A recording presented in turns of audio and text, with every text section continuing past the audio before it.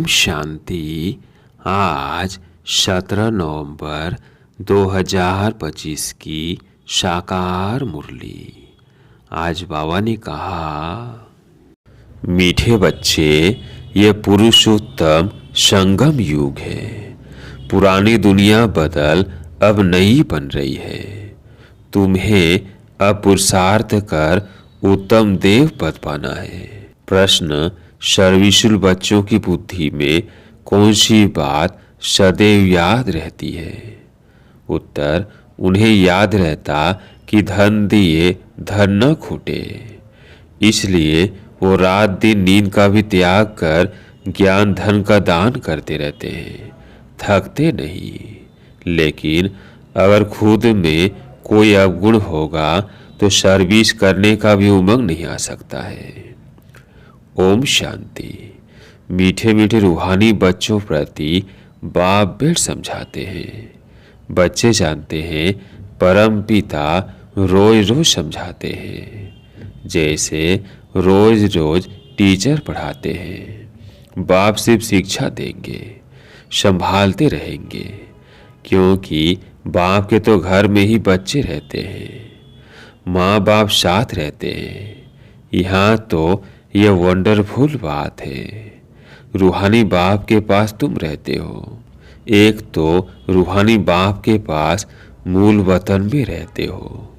फिर कल्प में एक ही बार बाप आते हैं बच्चों को वर्षा देने, व पावन बनाने, सुख व शांति देने। तो जरूर नीचे आकर रहते होंगे। इसमें ही मनुष्यों का मुजारा है। गायन भी है, साधारण तन में प्रवेश करते हैं। अब साधारण तन कहाँ से उड़कर तो नहीं आता, जरूर मनुष्य के तन में ही आते हैं। सो भी बताते हैं, मैं इस तन में प्रवेश करता हूँ। तुम बच्चे भी अब समझते हो, बाप हमको सौर का वर्षा देने आए हैं। जरूर हम लायक नहीं हैं, पतित बन गए हैं। सब कहते भी हैं, हे पतित पावन आओ, आकर हम पतितों को पावन बनाओ। बाप कहते हैं, मुझे कल्प कल्प पतितों को पावन करने की ड्यूटी मिली हुई है। हे बच्चों, अब इस पतित दुनिया को पावन बनाना है। पुरानी दुनिया को पतित और नई दुनिया को पावन कहेंगे। गोया पुरानी दुनिया को नया बनाने बाप आए हैं। कलयुग को तो कोई भी नई दुनिया नहीं कहेंगे। यह तो समझ की बात है ना। कलयुग है पुरानी दुनिया। बाप भी आएंगे जरूर पुराने और नए के संगम पर। जब कहाँ भी तुम ये समझाते हो तो बोलो, यह पुरुषोत्तम संगम युग है। बाप आया हुआ है। सारी दुनिया में ऐसा कोई मनुष्य नहीं जिसको यह पता हो कि यह पुरुषोत्तम संगम युग है। जरूर तुम संगम युग पर हो तब तो समझाते हो। मुख्य बात है ही संगम युग की, तो पॉइंट्स भी बहुत जरूरी है। जो बात कोई नहीं जानते वो समझानी पड़े। इसलिए बाबा ने कहा था, यह जरूर लिखना है कि यह पुरुषोत्तम संगम युग है। नए युग अर्थात सतयुग के चित्र भी है। मनुष्य कैसे समझे कि यह लक्ष्मी नारायण सतयुगी नई दुनिया के मालिक हैं? उनके ऊपर अक्षर जरूर चाहिए। पुरुषोत्तम संगम युग यह जरूर लिखना है, क्योंकि यही मुख्य बात है। मनुष्य समझते हैं कलयुग में अभी बहुत वर्ष पड़े हैं, बिल्कुल ही घोर अंधियारे में है। तो समझाना पड़े, नई दुनिया के मालिक यह लक्ष्मी नारायण है। यह है पूरी निशानी। तुम कहते हो इस राज्य की स्थापना हो रही है। गीत भी है, नव युग आया, अज्ञान नींद से जागो। यह तुम जानते हो, अब संगम युग है। इनको नवयुग नहीं कहेंगे। संगम को संगम युग ही कहा जाता है। यह पुरुषोत्तम संगम युग, जबकि पुरानी दुनिया खत्म हो और नई दुनिया स्थापन होती है। मनुष्य देवता बन रहे हैं, राजयोग सीख रहे हैं। देवताओं में भी उत्तम पद है ही इन लक्ष्मी नारायण का। यह भी है तो मनुष्य, इनमें दैवी गुण है, इसलिए देवी देवता कहा जाता है। सबसे उत्तम गुण है पवित्रता का। तब तो मनुष्य देवताओं के आगे जाकर माथा टेकते हैं। यह सब पॉइंट से बुद्धि में धारण उनको होगी जो सर्विस करते रहते हैं। कहा जाता है धन दिए धन न खूटे। वो समझानी मिलती रहती है। नॉलेज तो बहुत सहज है, परंतु कोई में धारणा अच्छी होती, कोई में नहीं होती है। जिनमें अवगुण है वह तो सेंटर संभाल भी नहीं सकते हैं। तो बाप बच्चों को समझाते हैं प्रदर्शनी में भी सीधे सीधे अक्षर देने चाहिए। पुरुषोत्तम संगम युग तो मुख्य समझाना चाहिए। इस संगम पर आदि सनातन देवी देवता धर्म की स्थापना हो रही है। जब यह धर्म था तो और कोई धर्म नहीं था।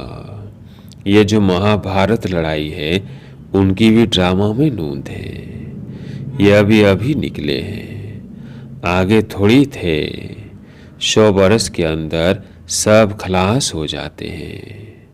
संगम युग को कम से कम 100 बरस तो चाहिए ना। सारी नई दुनिया बननी है।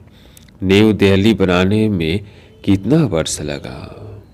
तुम समझते हो भारत में ही नई दुनिया होती है, फिर पुरानी खलास हो जाएगी। कुछ तो रहती है ना, प्रलय तो होती नहीं। यह सब बातें बुद्धि में है। अभी यह संगम युग। नई दुनिया में जरूर यह देवी देवता था, फिर यही होंगे। यह राजयोग की पढ़ाई। अगर कोई डिटेल में नहीं समझा सकते हैं तो सिर्फ एक बात बोलो, परमपिता परमात्मा जो सबका बाप है, उनको तो सब याद करते हैं। वो हम सब बच्चों को कहते हैं तुम पतित बन पड़े हो, पुकारते भी हो हे पतित पावन आओ। बरोबर कलयुग में है पतित और सतयुग में है पावन।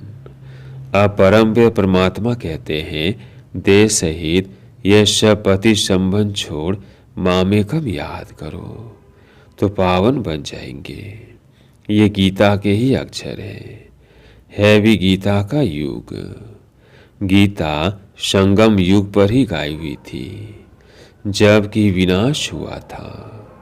बाप ने राजयोग सिखाया था, राजा स्थापन हुई थी, फिर जरूर होगी।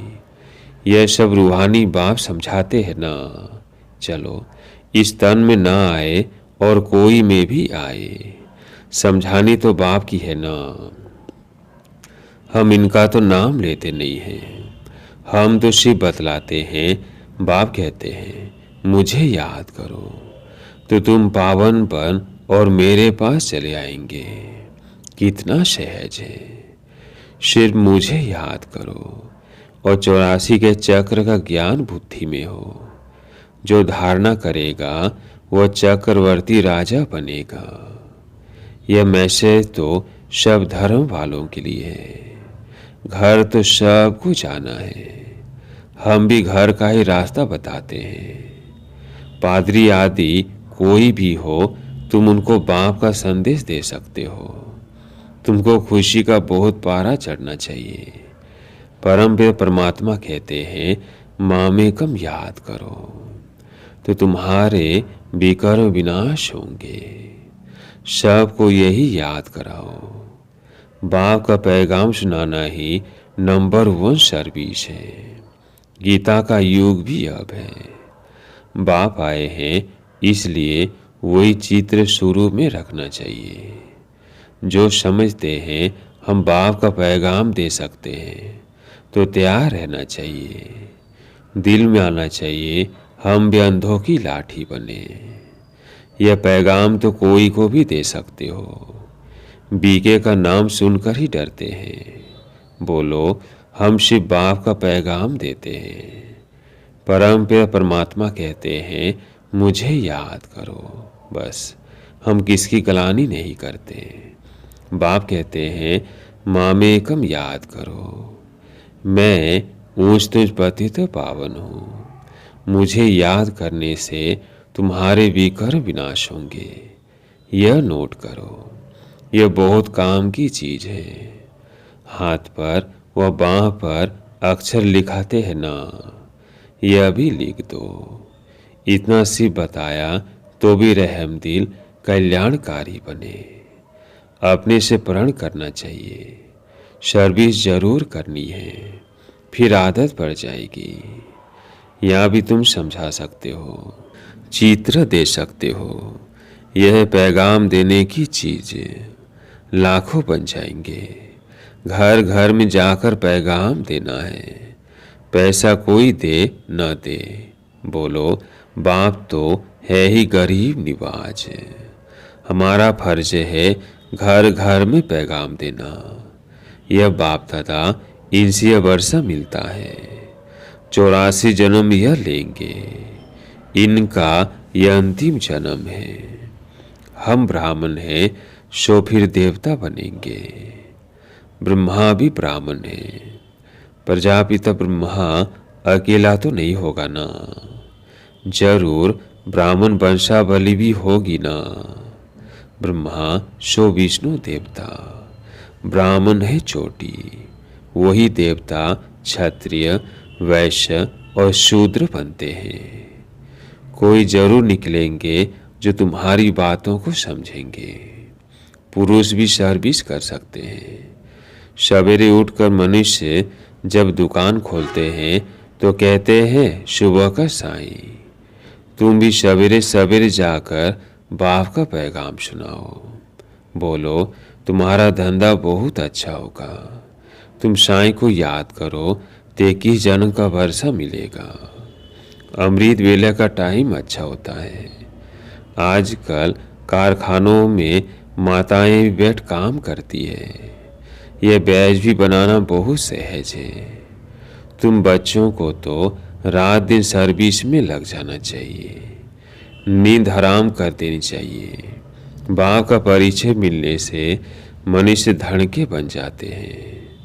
तुम किसको भी पैगाम दे सकते हो। तुम्हारा ज्ञान तो बहुत ऊंचा है। बोलो हम तो एक को याद करते हैं। क्राइस्ट की आत्मा भी उनका बच्चा थी। आत्माएं तो सब उनके बच्चे हैं। वही गॉड फादर कहते हैं कि और कोई भी देधारियों को मत याद करो। तुम अपने को आत्मा समझ मामेकम याद करो तो विकार विनाश हो जाएंगे, मेरे पास आ जाएंगे।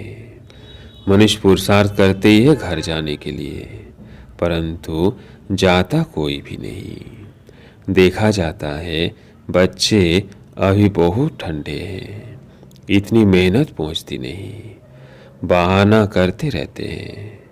इसमें बहुत सहन भी करना पड़ता है। धर्म स्थापक को कितना सहन करना पड़ता है। क्राइस्ट के लिए भी कहते हैं उनको क्रॉस पर चढ़ाया। तुम्हारा काम है सबको संदेश देना। उसके लिए युक्तियां बाबा बताते रहते हैं। कोई सर्विस नहीं करते हैं तो बाबा समझते हैं धारणा नहीं है। बाबा राय देते हैं कैसे पैगाम दो। ट्रेन में भी तुम ये पैगाम देते रहो। तुम जानते हो हम स्वर्ग में जाते हैं, कोई शांति धाम में भी जाएंगे ना। रास्ता तो तुम ही बता सकते हो। तुम ब्राह्मणों को ही जाना चाहिए, है तो बहुत। ब्राह्मणों को कहाँ तो रखेंगे ना। ब्राह्मण देवता क्षत्रिय प्रजापिता ब्रह्मा की औलाद तो जरूर होंगे ना। आदि में है ही ब्राह्मण। तुम ब्राह्मण हो ऊंचते ऊंच, और वो ब्राह्मण है कुवंशावली। ब्राह्मण तो जरूर चाहिए ना, नहीं तो प्रजापिता ब्रह्मा के बच्चे ब्राह्मण कहाँ गए। ब्राह्मणों को तुम बैठ समझाओ तो वो झट समझ जाएंगे। बोलो तुम भी ब्राह्मण हो, हम भी अपने को ब्राह्मण कहलाते हैं। अब बताओ तुम्हारा धर्म स्थापन करने वाला कौन। ब्रह्मा के सिवाय कोई नाम ही नहीं लेंगे। तुम ट्रायल कर देखो, ब्राह्मणों के भी बहुत बड़े बड़े कुल होते हैं। पुजारी ब्राह्मण तो ढेर हैं।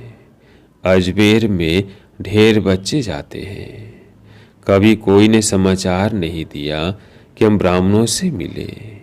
उनसे पूछा तुम्हारा धर्म स्थापन करने वाला कौन। ब्राह्मण धर्म किसने स्थापन किया। तुमको तो मालूम है सच्चे ब्राह्मण कौन है। तुम बहुतों का कल्याण कर सकते हो।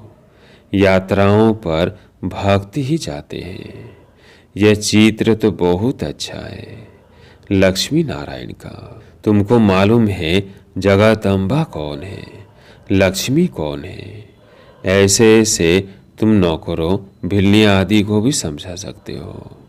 तुम्हारे बिगड़ तो कोई है नहीं जो उन्हों को सुनाए। बहु रहम दिल बनना है। बोलो तुम भी पावन दुनिया में जा सकते हो। अपने को आत्मा समझो, शिव बाबा को याद करो। शौक बहुत होना चाहिए किसको भी रास्ता बताने का। जो खुद याद करते होंगे वही दूसरों को याद कराने का पुरुषार्थ करेंगे। बाप तो नहीं जाकर बात करेंगे। यह तो तुम बच्चों का काम है। गरीबों का भी कल्याण करना है। बेचारे बहुत सुखी हो जाएंगे। थोड़ा याद करने से प्रजा में भी आ जाए वो भी अच्छा है। यह धर्म तो बहुत सुख देने वाला है। दिन प्रतिदिन तुम्हारा आवाज जोर से निकलेगा। सबको यही पैगाम देते रहो। अपने को आत्मा समझ बाप को याद करो। तुम मीठे मीठे बच्चे पद्मा पदम भाग्यशाली हो। जबकि महिमा सुनते हो तो समझते हो, फिर भी कोई बात की फिक्रात आदि क्यों रखनी चाहिए। यह है गुप्त ज्ञान, गुप्त खुशी। तुम हो इनकॉग्निटो वॉरियर्स। तुमको अननोन वॉरियर्स कहेंगे और कोई अननोन वॉरियर्स हो नहीं सकता। तुम्हारा देवड़ा मंदिर पूरा यादगार है। दिल लेने वाले का परिवार है ना। महावीर महावीरनी और उनकी औलाद, ये पूरा पूरा तीर्थ है। काशी से भी ऊंची जगह हुई। अच्छा, मीठे मीठे सिकिल्दे बच्चों प्रति माता पिता बाप दादा का याद प्यार और गुड मॉर्निंग। रूहानी बाप की रूहानी बच्चों को नमस्ते। हम रूहानी बच्चों की रूहानी बाप दादा को याद प्यार गुड मॉर्निंग नमस्ते नमस्ते। धारणा के लिए मुख्य सार। पहला पॉइंट, घर घर में जाकर बाप का पैगाम देना है। सर्विस करने का प्रण करो। सर्विस के लिए कोई ही बहाना मत दो। दूसरा पॉइंट, किसी बात की फिक्रात नहीं करनी है। गुप्त खुशी में रहना है। किसी भी देधारी को याद नहीं करना है। एक बाप की याद में रहना है।